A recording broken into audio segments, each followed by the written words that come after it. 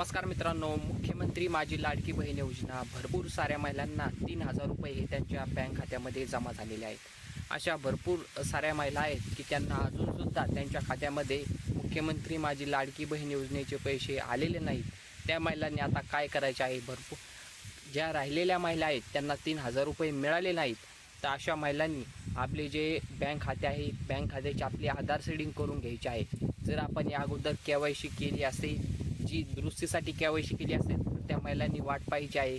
लवकरच त्यांचा अप्रूव्हल भेटून त्यांना पण त्यांच्या खात्यामध्ये जे राहिलेले 3,000 रुपये आहेत, जे मार्च आणि एप्रिल महिन्याचे पैसे त्या महिलांच्या खात्यामध्ये जमा होणार आहे. ज्या महिलांनी फेब्रुवारीमध्ये त्यांची KYC पूर्ण केली होती, त्यांचा हप्ता राहिला होता, थकलेला होता, अशा महिलांनासुद्धा या महिन्यामध्ये 3,000 रुपये त्यांच्या खात्यामध्ये जमा करण्यात आलेले आहेत. तर ही महत्त्वपूर्ण माहिती होती.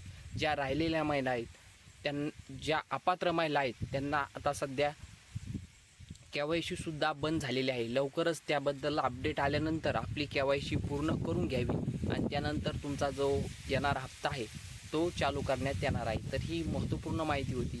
असेच महत्त्वपूर्ण व्हिडिओ आपल्या चॅनलवर येत असतात. धन्यवाद.